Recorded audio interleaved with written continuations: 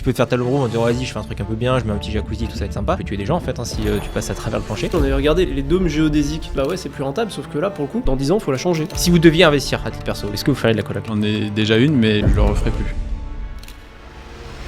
Bonjour à tous et bienvenue sur la chaîne Foncière Orion, une société qu'on a cofondée avec Antoine et Félix qui a pour but de vous permettre d'investir dans l'immobilier à nos côtés sans avoir de temps à y consacrer. Si c'est quelque chose qui vous intéresse, il y a un lien qui s'affiche actuellement à l'écran d'une vidéo qu'on a fait avec Félix qui vous présente les caractéristiques de notre modèle. Aujourd'hui, on fait la deuxième partie d'un épisode qu'on avait fait il y a une semaine où on avait fait les différentes classes d'actifs dans l'immobilier et où finalement on n'avait pas eu le temps d'aller sur la classe d'actifs principale, en tout cas pas suffisamment en profondeur, sur la classe d'actifs de l'immobilier résidentiel, celui qu'on travaille le plus au sein de la Foncière Orion, on aura l'occasion d'y revenir. Donc voilà, c'est la suite de l'épisode où vous nous avez fait des super retours, on a eu pas mal de commentaires, on a de plus en plus d'abonnés, d'ailleurs n'hésitez pas à nous rejoindre, on est bientôt 1000 abonnés, à commenter, on répond à tous les commentaires et parfois on va répondre aux commentaires dans des vidéos dédiées, on en a eu un d'ailleurs sur la dernière vidéo de quelqu'un qui pose une question notamment sur la fiscalité, donc on s'était arrêté sur le résidentiel, qu'est-ce qu'on a comme différentes typologies de résidentiel, les modes d'exploitation, la courte durée, la longue durée, la colocation, voilà l'idée c'est d'aller développer ça aujourd'hui. Bah c'est vrai qu'aujourd'hui en gros je trouve que le locatif on va dire un peu standard classique, donc on va dire de la location nue, ça n'a pas forcément la primeur de l'investisseur. Je trouve que généralement aujourd'hui quand on fait de l'investissement locatif, notamment dans les grandes villes, on va chercher un peu des modèles un peu plus rentables, type colocation, peut-être un peu love room, etc.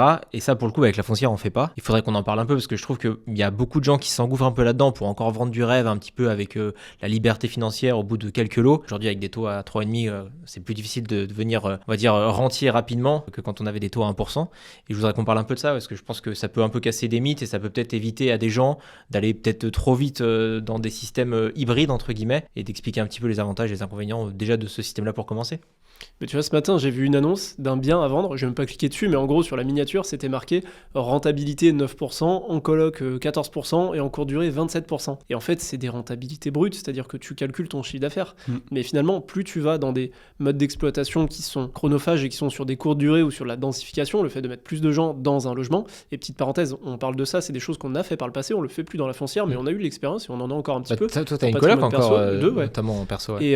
Et puis on a encore un petit peu de courte durée, malgré nous, parce que on peut pas s'en défaire comme ça. Ouais. Et donc on a expérimenté les pour et les contre, et pour le coup, typiquement la courte durée, c'est quelque chose qui génère plus de revenus, objectivement, mais il faut faire attention au terme employé. Ça génère plus de revenus. On n'a pas dit qu'on s'enrichissait plus vite. Mais par contre, en face, il y a plus de travail, donc déjà c'est un petit peu moins passif, donc il faut réintégrer le temps qu'on y passe. Et il y a surtout beaucoup plus de dépenses. Quand on fait de la courte durée, on dépense du chauffage, on dépense de l'électricité, on dépense Internet, parce que bien souvent on met Internet. Il y a parfois d'autres services qui sont proposés en location courte durée. Il y a un taux de remplissage qui est fluctuant, alors qu'on le disait sur le précédent épisode, quand on est en location longue durée, si on a fait les choses correctement et qu'on n'est pas dans des secteurs qui sont sinistrés, on a tout le temps un taux de remplissage à 100%. Donc il y a aussi cette prédictibilité que nous on aime bien, plutôt que de se dire finalement on n'a aucune idée de savoir si une année va ressembler à une autre. Et typiquement sur la courte durée, de ce qu'on en entend actuellement, la guerre en Iran, l'essence qui coûte plus cher fait que les gens voyagent moins, se déplacent moins, et du coup les taux de remplissage baissent, et les conciergeries elles ont 25% de baisse de leur chiffre d'affaires actuellement. Ouais, c'est ce qu'on en fait on a encore un bien en courte durée, c'est pas le bien qu'on préfère d'ailleurs. Pour le coup ouais, c'est le retour de la personne qui gère un autre bien, c'est que c'est global en fait, c'est un peu la cata en ce moment. Et c'est vrai que le Airbnb pour le coup c'est un peu le défaut. Après il faudrait quand même faire le distinguo, je pense, parce que Mélanie notre salariée et notre associée aussi dans la foncière, elle a un Airbnb qu'elle gère en direct et pour le coup qui marche très bien. Donc je pense qu'il y a aussi un peu un distinguo à faire à la fois si tu le gères toi-même, tu fais le ménage, tu gères tes locations, tu gères vraiment tous les aléas, déjà t'économises les 20-30% que la conciergerie peut te prendre, et c'est aussi un peu mieux fait puisque c'est comme pour la gestion locative, quand tu as un bien en longue durée, quand tu le fais toi c'est forcément un peu mieux fait que quand c'est une agence quoi. Je pense que c'est de la gestion effectivement, troquer son temps contre de l'argent. Est-ce que tu délègues à une agence qui va te prendre 20, 25 voire 30 points de base, ou alors tu le fais pour toi à ton niveau, mais du coup effectivement en fonction de ton taux horaire ça peut plus ou moins valoir le coup en fait. Tu te rajoutes une activité secondaire, on va dire un side business. Effectivement il faut réintégrer tout ça dans l'équation. Plus tu pars sur des stratégies un peu booster comme ça en termes de mode d'exploitation, plus en fait il faut le penser comme un business. Il faut vraiment aller au bout des choses, et chaque étape de cette exploitation doit être mûrement pensée pour moi et optimisée. Tu as plein de pistes d'optimisation, typiquement sur quelles prestations tu vas inclure dans ton logement en courte durée, combien tu mets de dosettes de café à disposition, comment est-ce que tu vas permettre d'avoir des retours clients, parce qu'au final là on se rapproche plus de clients que de locataires, on change vraiment de statut, et donc en plus avec tous les systèmes de notation sur Booking et Airbnb, il y a vraiment ce côté business qui est exacerbé je trouve, et donc il faut vraiment le penser plus comme une activité d'entrepreneur plutôt qu'un simple bailleur privé qui exploite avec une exploitation un peu classique quoi. Ouais, je suis assez d'accord avec toi. En fait, c'est plus, c'est clairement plus de l'entrepreneuriat.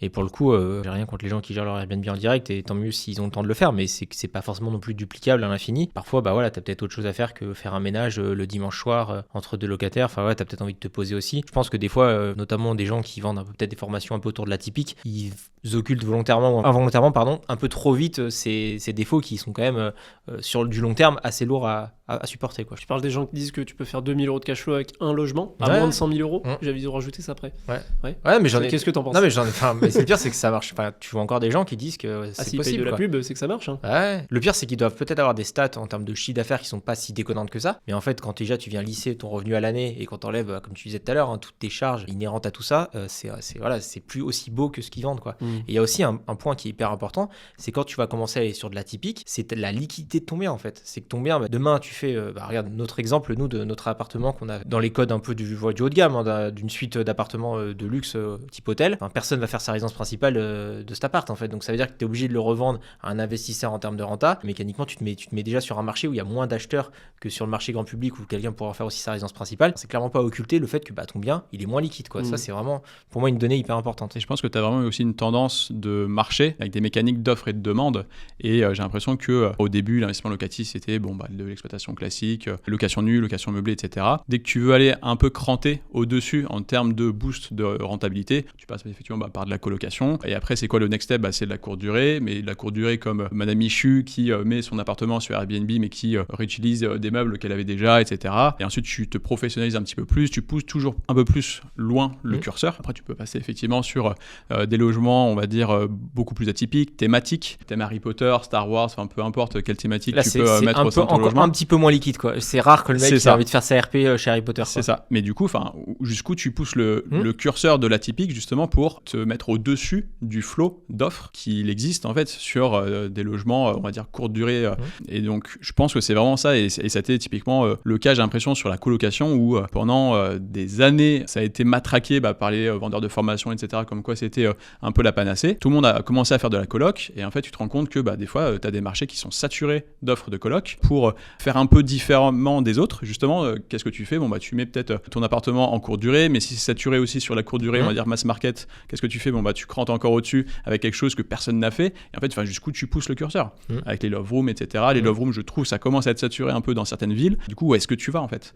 Sur quel niveau d'inventivité? Après, pour moi, c'est limite de l'innovation. Il faut toujours pousser le curseur plus loin pour être suffisamment différenciant par rapport à ton voisin, pour avoir un taux de remplissage maximisé, pour avoir un chiffre d'affaires du coup maximisé. Comment est-ce que tu optimises par rapport à ce que tu investis dans ton logement, par rapport au chiffre d'affaires que tu vas générer? Enfin, pour moi, c'est vraiment le fait de le penser comme un business. Après, effectivement, il y a des logements atypiques sur l'eau, des houseboats, etc. Enfin, jusqu'où tu vas pour créer toujours plus d'attraction sans qu'il y ait trop de concurrents sur le marché, quoi. Et moi, je pense souvent à la love room, tu sais, les mecs qui font des love rooms, mais tu sais, souvent tu mets le jacuzzi qui va bien, mais juste structurellement, tu vois, genre les gars, ils ont même pas réfléchi 10 secondes si le plancher, sur du long terme, il pouvait supporter une masse aussi importante en mètres cubes, quoi. Tu vois, tu peux te faire ta love room en disant, vas-y, je fais un truc un peu bien, je mets un petit jacuzzi, tout ça va être sympa, mais tu peux tuer des gens en fait, hein, si tu passes à travers le plancher, et tu peux vraiment presque ruiner ta vie juste parce que tu as décidé de faire une love room et qu'il y a un mec qui t'a dit, ouais, fais une love room, mais un jacuzzi, ça va être sympa. Et c'est vrai que quand tu commences à aller un peu comme ça dans l'atypique, il y a un point de non-retour, et si tu n'arrives pas à réfléchir un peu et que tu es un minimum formé, ça peut vraiment aller très loin dans la catastrophe, hein. Et c'est vrai que ça, ce côté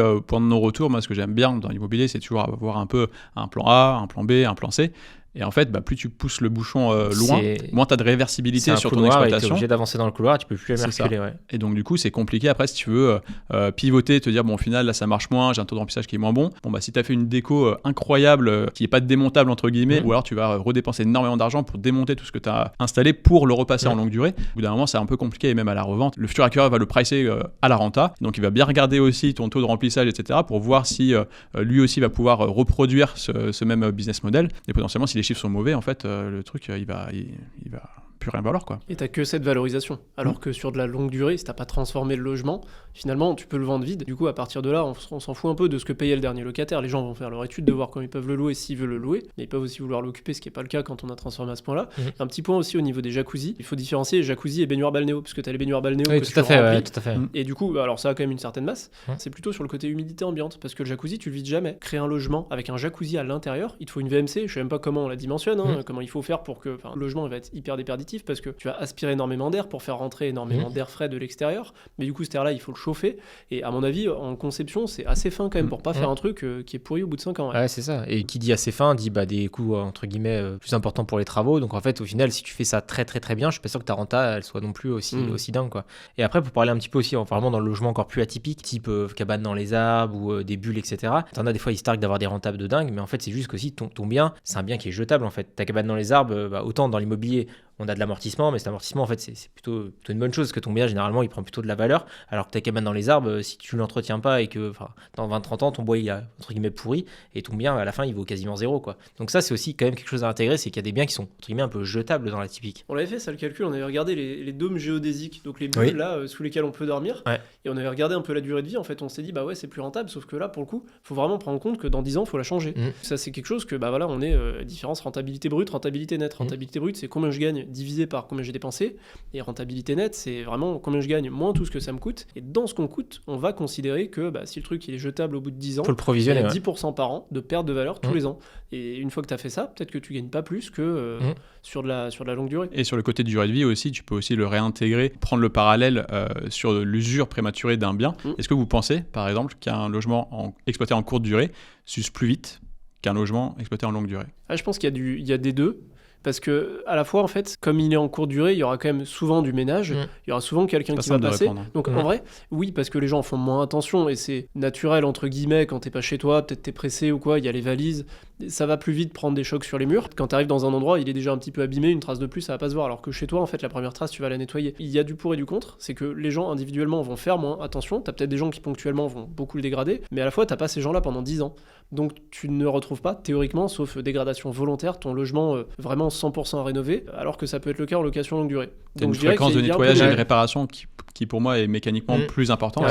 Et je trouve qu'aussi il y a le côté récupération de l'usage de son bien, mine de rien qu'on sous-estime un peu. C'est les gens vont rester une nuit, 2 nuits, peut-être 3 nuits, mais derrière si on veut réemployer et user de son bien, si on veut y vivre pour une période courte ou autre, on reprend la main sur son bien beaucoup plus facilement. J'ai déjà eu le cas où des gens me posent la question, mais pourquoi tu mets pas ce bien-là en Airbnb alors que tu vois il est déjà tout meublé, etc.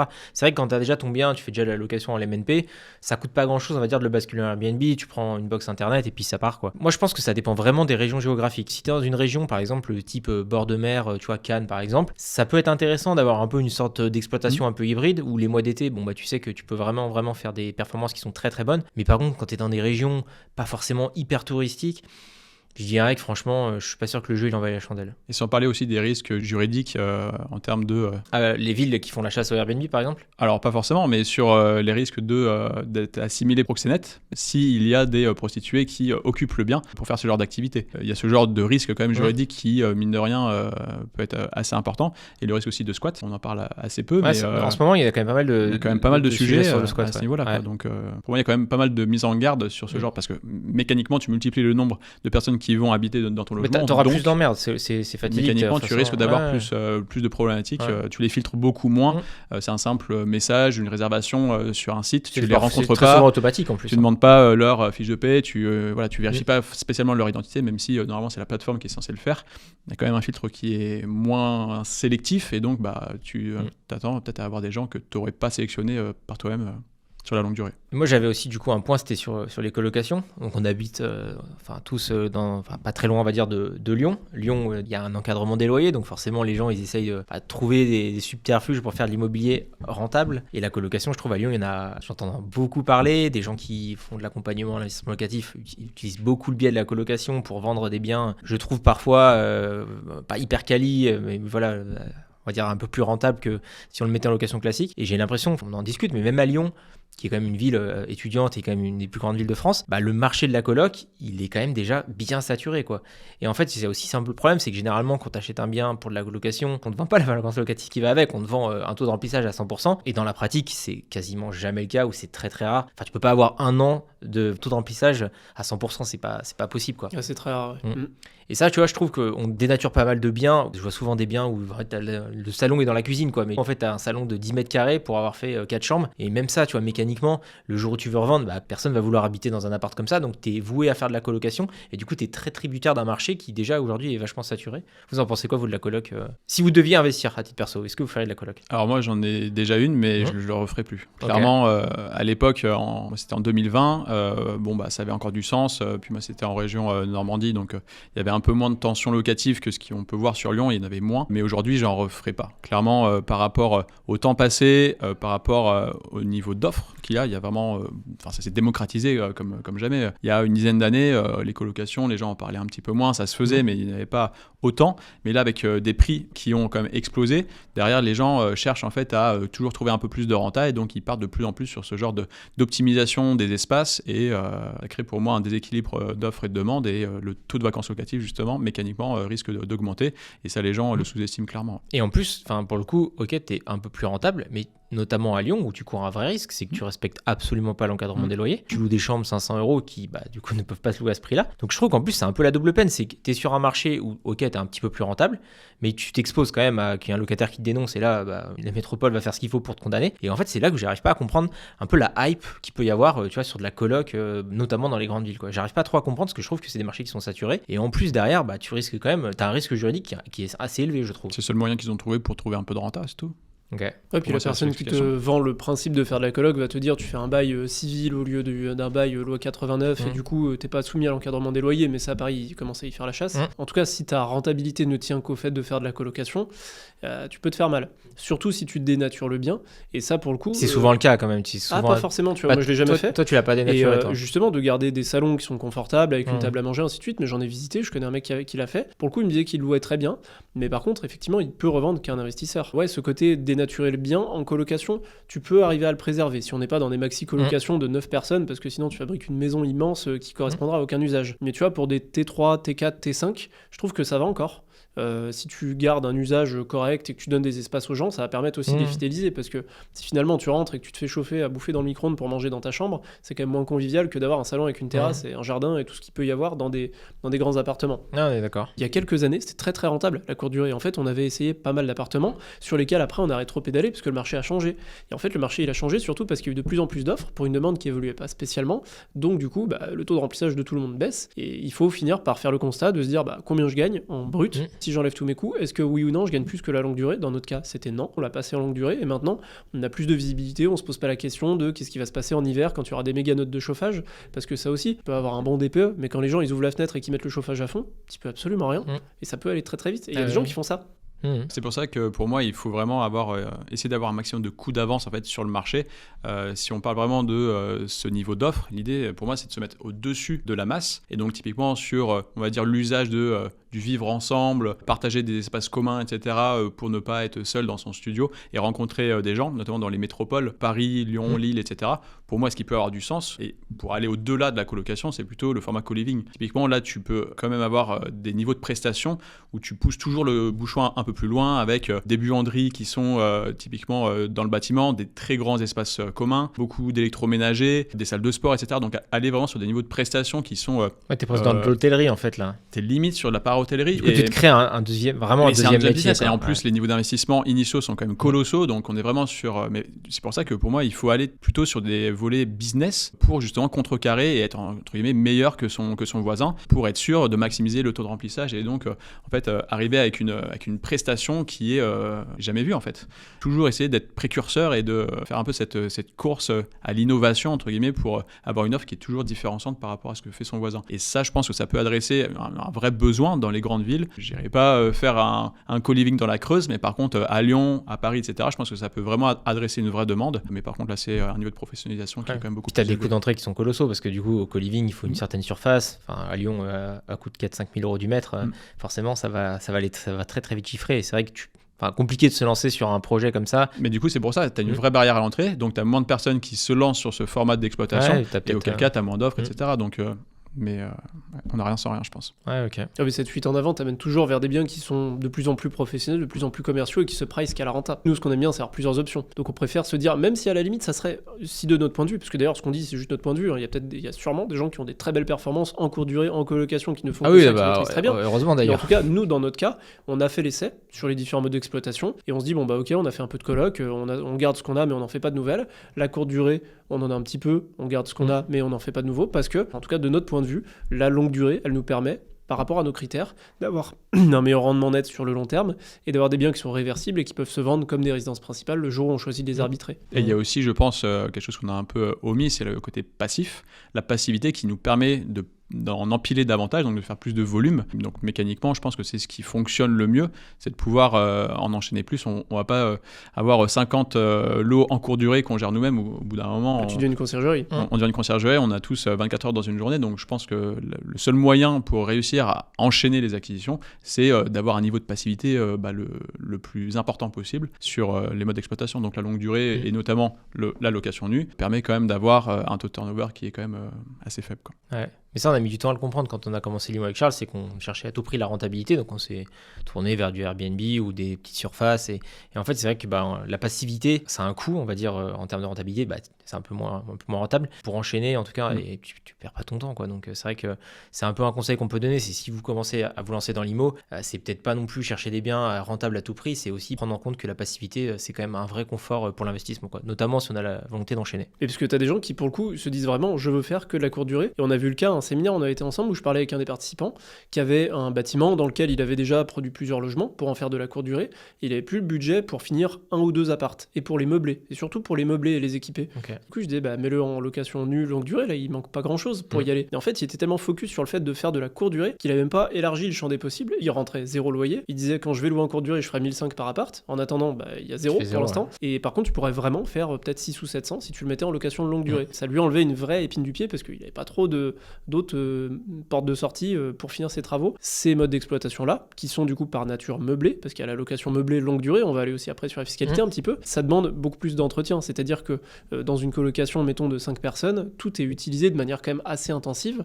En courte durée, c'est aussi utilisé intensivement et en plus sans y prendre très soin. Ça s'use plus vite. Et il y a aussi cette notion d'amortissement sur les équipements qu'il faut prendre en compte, c'est que ça claque très très régulièrement. Et donc, tu es tout le temps en train de racheter des choses parce que ça s'use. C'est intégré dans ta renta net, c'est clair. Et après, il y a aussi sur la partie financement, les banques, forcément, elles sont un peu plus réticentes quand c'est du Airbnb ou de la location courte durée parce que forcément, les revenus locatifs, comme on le disait tout à l'heure, sont pas aussi récurrents. Et ça, c'est quand même bien aussi à intégrer si tu as une volonté d'enchaîner fort les projets. Forcément, ta banque, comme normalement, elle peut tiquer ou elle peut vraiment te dire attends, là, il faudrait que tu mettes un peu en longue durée aussi pour stabiliser la chose. Tu as la volonté d'enchaîner, c'est un truc qu'il faut pas occulter, quoi. On va passer peut-être sur la fiscalité, peut-être un petit peu, sur comment détenir ces différents biens. Entre un appartement, un immeuble de rapport ou une maison, on va dire, dans la famille des biens à caractère résidentiel, comment est-ce qu'on peut détenir son immobilier, soit en nom propre, soit en société. Et donc sur la partie location meublée, comment ça se passe ? Et du coup, la location meublée, tu peux parfois être obligé d'en faire. Par exemple, si tu veux faire de la coloc ou de la location courte durée, ça va être compliqué de faire autre chose que la location meublée. C'est pour ça que tu as pas mal de gens aussi qui vont vers ces régimes-là, mais qui sont intéressants. Donc, location meublée, il y a LMNP, loueur meublé non professionnel, et LMP, loueur meublé professionnel. La plupart des gens vont rentrer dans la case LMNP. C'est assez intéressant ce régime. Il l'est devenu un petit peu moins, mais je trouve qu'il l'est toujours parce qu'en fait, on va faire une sorte de comptabilité d'entreprise, c'est-à-dire qu'on va prendre toutes les recettes. En face, on va mettre toutes les dépenses en dehors de la mensualité d'emprunt, c'est-à-dire que comptablement, on va pas déduire ce que vous payez à la banque en mensualité d'emprunt, on va déduire que les intérêts d'emprunt, la part d'intérêt qui est inclus dans la mensualité. Et par contre, en plus de ça, on va intégrer l'amortissement du bien, des travaux et des meubles. Et c'est ça qui fait qu'on arrive à un résultat qui est négatif, un résultat fiscal négatif, même si on peut avoir un bien qui s'autofinance ou qui fait un peu de cash flow positif pendant des années, puisque les déficits sont reportables d'année en année. Donc ça permet finalement de ne pas avoir ces revenus érodés par une fiscalité, ce qui serait le cas dans la plupart des autres cas en nom propre quand on est en location nue. Et donc la location meublée ressemble pas mal à ce qui se fait en société. En société, à l'impôt sur les sociétés, c'est le même principe, c'est une comptabilité où on a des amortissements, des charges, et où on fait en sorte de ne pas avoir de résultats pendant les premières années. Et c'est généralement ce que nous on cherche, et au sein de la foncière, on investit que dans des sociétés à l'impôt sur les sociétés, pour avoir ce phénomène où la totalité des revenus qu'on a, on peut les réinvestir une fois qu'on a payé intérêt d'emprunt, ainsi de suite, et on n'a pas cette part de fiscalité qui vient finalement réduire la boule de neige et la ralentir un petit peu d'année en année, même si à la fin, peut-être que la fiscalité, elle peut être plus lourde, elle est aussi plus pilotable. On n'ira pas jusqu'au bout du détail, mais c'était la question, on fera une vidéo un jour. Ce qui est assez intéressant surtout, c'est que dans une SCI à l'IS, on peut exploiter tout type de biens, que ce soit la location nue, la location meublée, des locaux commerciaux, etc., avec cette fiscalité justement, avec ces principes d'amortissement. Donc ça a quand même aussi cette flexibilité dans les exploitations qu'on peut faire ensuite. Et juste pour revenir sur la location meublée, effectivement, ça a toujours été un peu la niche fiscale, le LMNP au réel. Ça a quand même pas mal déséquilibré le marché au final pour les particuliers qui voulaient investir. Parce que fiscalement, ça te forçait à faire du meublé. C'était extrêmement intéressant. Et du coup, je trouve qu'il y avait un biais aussi qui s'est instauré que j'avais pu remarquer. C'est à tout prix, les gens avaient entendu parler de la magie du LMNP. Et donc, forcément, ils adressaient leurs biens, donc ils les exploitaient en location meublée, mais peut-être dans un marché qui n'avait pas de demande pour la location meublée. Ça arrive, des fois, il y a des villes où c'est plutôt la location nue, c'est vraiment ça la vraie demande de ce marché-là. Sous prétexte que fiscalement c'était plus intéressant, ils adressaient un bien qui ne répondait à aucune demande. Oui, notamment des T4 ou des T5 en meublé, pas beaucoup de sens, parce que généralement c'est plutôt des biens qui s'adressent à des familles. C'est ça. Ça veut dire que tu as déjà quelques meubles, etc. Enfin, tu vas pas dormir dans le lit qui t'est fourni. Donc ça, je trouvais ça un petit peu, effectivement, ça a un peu...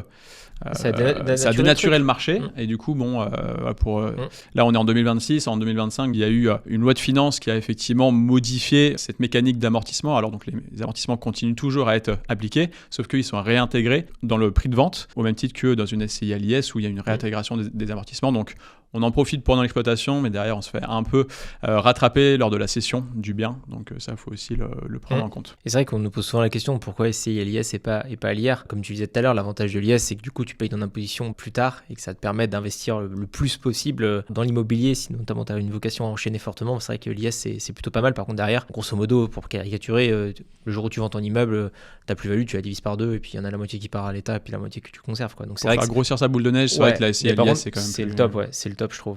Mais par contre, c'est vrai que à la fin, ça pique, mais ça reste la France, donc c'est normal, quoi. On l'a pas précisé, mais qu'est-ce qui se passe si on est en SCI à l'IR en location nue? On perçoit des revenus fonciers. C'est ça. Donc là aussi, on l'a pas dit en meublé, mais il y a le régime micro, le régime réel. Le régime micro, il y a un abattement. Quand on est en location nue, c'est 30%. Donc si on a 10 000 euros de loyer, on en enlève 30% et on en déclare 7 000. Et on va payer sa tranche d'impôt plus les cotisations sociales. Et au micro BIC, donc le meublé au micro, c'est 50% d'abattement. Si ça n'a pas changé avec la mise à jour. Et du coup, les revenus fonciers, donc si on est au réel, on prend une nouvelle fois nos revenus et on va enlever un certain nombre de choses qui sont déductibles, mais on n'a pas l'amortissement du bien, qui est la part la plus importante, généralement qui permet d'être en déficit. Par contre, les travaux, au lieu d'être amortis, et donc si j'ai 10 000 euros de travaux en meublé ou en SCI à l'IS, je vais les amortir sur 10 ans par exemple, donc je vais enlever 1 000 euros par an. Là pour le coup, si je suis en location nue, je vais enlever 10 000 euros sur la première année, donc on peut être en déficit foncier. Ce déficit foncier il peut même s'imputer sur les revenus personnels et donc faire une économie d'impôt, et ça c'est un truc que les gens ils aiment bien, se dire je vais faire une économie d'impôt. Mais en fait le problème c'est que quand tu fais une économie d'impôt, tu fais une économie d'impôt que sur ta tranche d'impôt. Donc imaginons que sur l'IR, pas sur les prélèvements sociaux. Donc si tu es dans la tranche à 30 par exemple, et que tu as fait 10 000 euros de déficit foncier, mettons, tu as économisé 3 000 euros. Mais par contre l'année d'après, tu les as plus ces 10 000 euros, donc tu vas te retrouver en bénéfice sur ton, ça s'appelle pas bénéfice, mais en tout cas, tu vas être imposé sur tes revenus fonciers et tu vas être imposé à 30 plus 18,6 maintenant, les prélèvements sociaux. Ouais, donc à 48,6%. D'un côté, quand tu déduis, tu n'économises que 30 et quand tu payes 48,6. Et c'est pour ça que je trouve que le déficit foncier, c'est un peu... C'est une fausse bonne idée. Ouais, c'est une fausse bonne idée parce que tu mets le doigt dans un truc où, en fait, une fois que tu auras compris que tu es engagé là-dedans et que tu vas commencer à payer des impôts, tu vas te forcer à chercher de nouveaux projets qui ont beaucoup de travaux, alors que c'est souvent, c'est créateur de valeur, ça permet plein de choses, les travaux. C'est créateur d'emmerde aussi. Et oui, et puis aussi, tu réduis encore une fois le spectre de ce que tu vas chercher, c'est-à-dire que tu vas être avec des œillères et en fait un immeuble qui est tout loué et qui est en bon état, tu vas même pas le regarder alors que ça se trouve c'est une super affaire.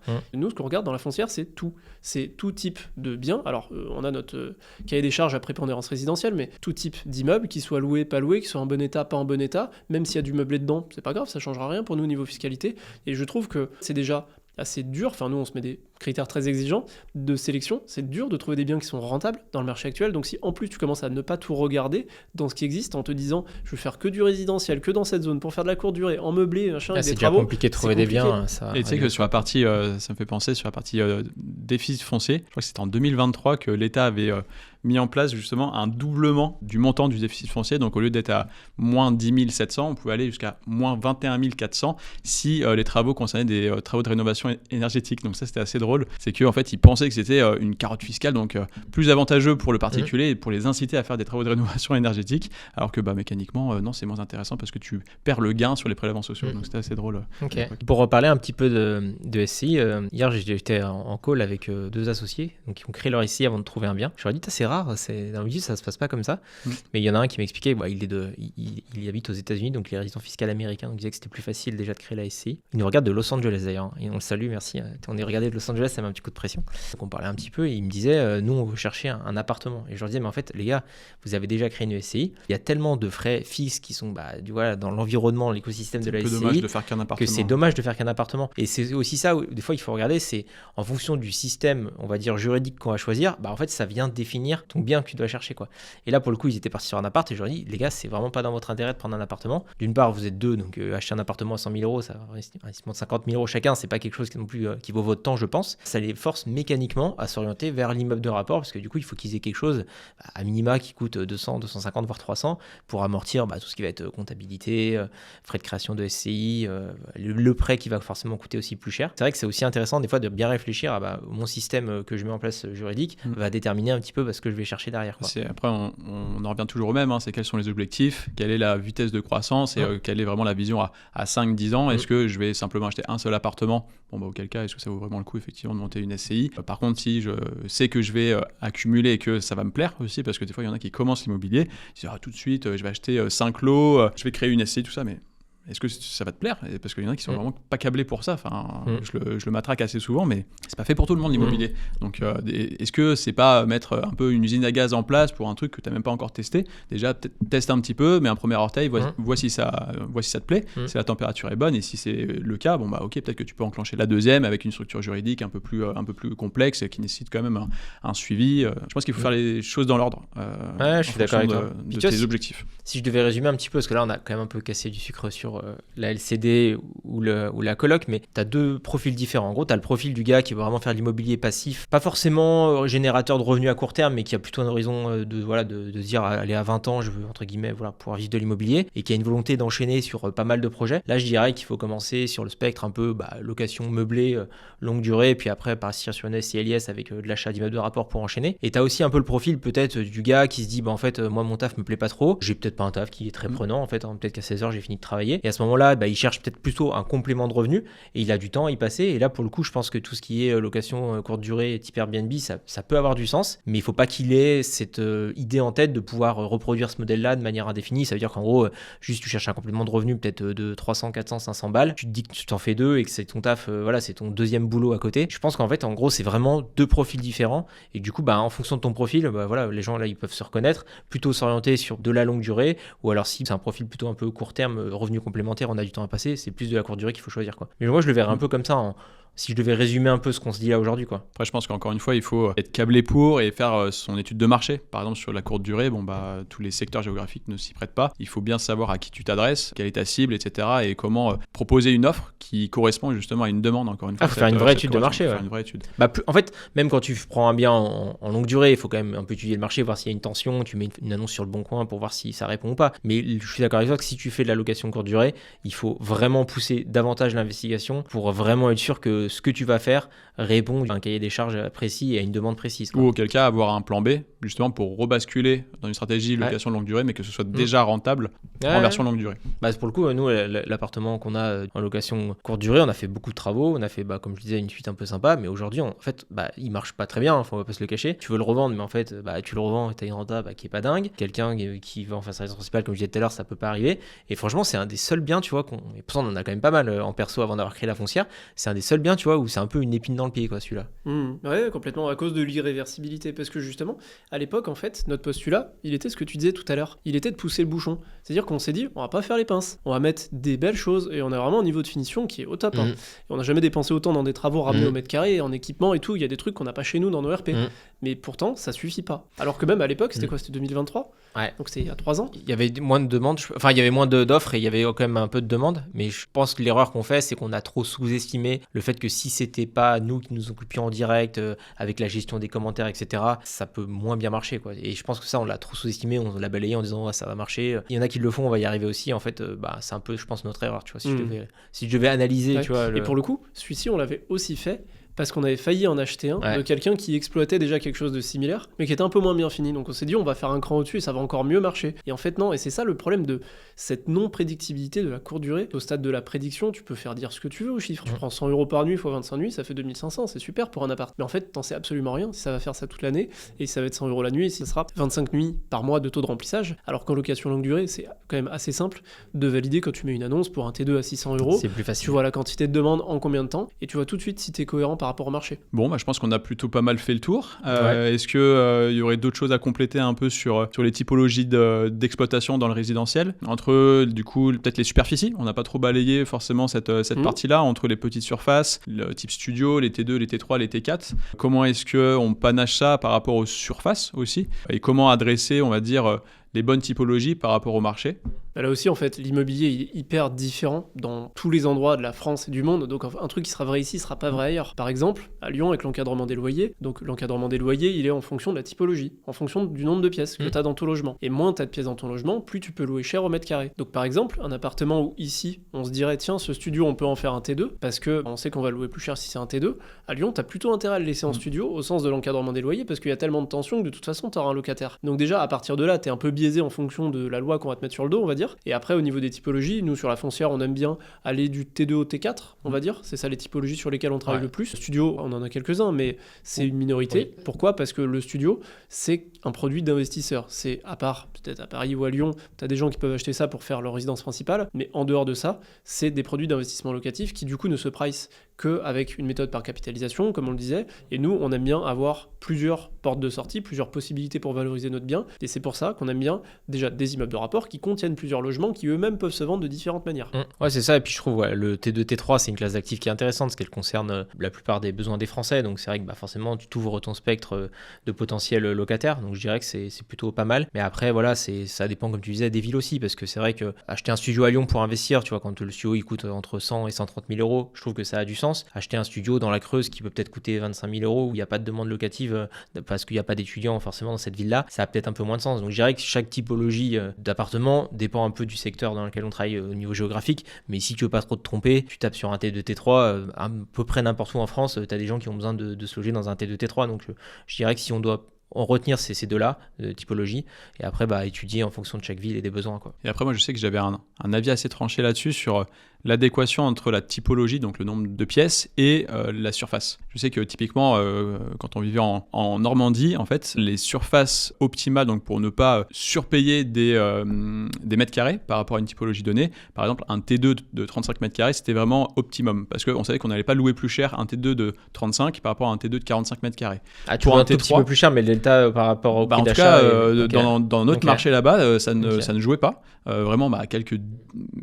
peut-être 10 ou 20 € par mois après. Donc c'était vraiment très très faible par rapport au prix au mètre carré, notamment dans l'hypercentre de Rouen à l'époque. Et typiquement sur un T3, on était plutôt sur 55 mètres carrés en termes de surface optimum pour une typologie de T3. Donc souvent, moi, je cherchais plutôt à être vraiment sur la surface optimale par rapport à la typologie, parce que j'avais pas envie tout simplement de payer 10 ou 15 mètres carrés supplémentaires pour avoir un loyer quasiment ISO en face. J'étais comme toi, tu vois, et on a beaucoup travaillé comme ça au début. Alors c'est vrai que je suis d'accord que le 35 coûte moins cher que le 45 mètres carrés. Il n'y a pas d'énorme différence sur la partie, on va dire, location, parce que les gens, ils cherchent en fait une typologie de bien. Ils cherchent un appartement avec une chambre, un appartement avec 2 chambres, donc ils raisonnent comme ça. Mais je trouve quand même maintenant, tu vois, qu'on a quand même quelques années d'expérience, que le T2 de 50 mètres carrés, tu auras quand même moins de turnover que le T2 de 35, tu vois. Je trouve que les gens, en fait, quand tu visites le bien, tu te rends des fois pas trop compte qu'il est un peu petit. Et après, à l'usage, tu vois, quand tu commences à t'installer véritablement, tu sais, tu te dis, il me manque quand même 5-6 mètres carrés. Du coup, les gens, ils sont plus enclins, je trouve, à déménager. Pour moi, à mon avis, on a des exemples de T2 de 50 mètres carrés où il y a quand même beaucoup moins de turnover que des T2 de 35 où c'est un peu, tu te sens plus vite à l'étroit, quoi. Et après, il y a des surfaces minimales en dessous desquelles il faut pas passer. En dessous de 30 mètres carrés, le T2, il passe pas. Ce matin, tu vas visiter un immeuble où on a vu qu'il y avait 32 mètres carrés. Ouais, et sans isolation, donc tu rajoutes l'isolation, tu vas être à 30. T'es limite. Et des fois, par exemple, je vois des annonces 21 mètres carrés T2. C'est physiquement impossible. C'est pareil, sur une typologie de T3 en dessous de 50 mètres carrés, pour moi, c'est un no-go. Si Ouais, je dirais bien 50, 55, tu vois, c'est la bonne taille. Alors, et à l'inverse, t'as des T3 qui vont faire 100 mètres carrés. Enfin, c'est bien, hein, c'est confortable. Mais des fois, rajouter une chambre, ça peut correspondre à un usage supplémentaire sans forcément en faire un T7 non plus et cloisonner dans tous les sens. Donc, faut que ça réponde à des usages, que les volumes tombent sous le sens. Et là aussi, tous les biens sont différents. Et encore, ce qu'on visitait ce matin, le deuxième étage là de ce qu'on visitait, il est assez grand, mais en fait, il est mansardé, il est assez étroit. Donc, du coup, t'as plein de couloirs. En enfilade, beaucoup d'enfilade. Ouais, c'est beaucoup en enfilade. Les pièces sont beaucoup en enfilade. Et je sais pas combien il fait en surface au sol. Finalement, tu peux pas en faire un. Je sais pas si tu peux en faire un T4 de ça. Je pense pas. Non. Alors qu'il fait bien 100 mètres carrés au sol. Tu fais un T2, T3 maximum, ouais, clairement. Non, mais c'est pour ça que la typologie, c'est vrai que ça a beaucoup de sens. Déjà de cibler ta typologie et puis après de voir comment tu peux optimiser ça à l'intérieur du logement, quoi. Et un conseil, ne forcez pas. C'est-à-dire que si à l'étape du plan, c'est déjà serré, c'est qu'en vrai, ça va vraiment trop l'être. Il faut vraiment penser que voilà, une table, faut la place pour reculer la chaise quand on va se lever, faut que quelqu'un puisse passer derrière. Faut pas faire les choses au chausse-pied si jamais ça passe pas. Faut pas le faire. Et un deuxième conseil, c'est qu'il faut s'abonner à la chaîne de Foncière Orient, s'il vous plaît. On a bientôt 1000 abonnés. Je l'avais pas encore dit, donc s'il vous plaît, abonnez-vous. Sinon, je m'en vais. Je l'avais pas fait. Je m'en vais. Franchement, épisode un peu intéressant qui mélange un peu typologie de biens, fiscalité, différents modes d'exploitation. Mais en fait, tout ça est vraiment lié. Il faut que ton projet, comme tu disais tout à l'heure, Félix, il faut que le projet soit hyper cohérent. Et plus tu vas te spécialiser dans un domaine, et plus il va falloir être bon, et plus il va falloir être pointu. Donc voilà, c'est vrai que peut-être que si on n'a pas forcément trop de temps et qu'on voit l'immobilier comme un actif passif, plutôt, comme je disais tout à l'heure, s'orienter sur de la location longue durée. Messieurs, merci pour les échanges. Ça tous les deux. Merci beaucoup d'avoir regardé la vidéo. On espère qu'elle vous aura plu. N'hésitez pas à nous écrire dans les commentaires sur votre type d'exploitation préféré. On répondra bien sûr à tous ces commentaires-là. On est bientôt 1000 abonnés, donc continuez à nous donner de la force. Ça fait vraiment très très plaisir. Et on se retrouve très bientôt pour une prochaine vidéo.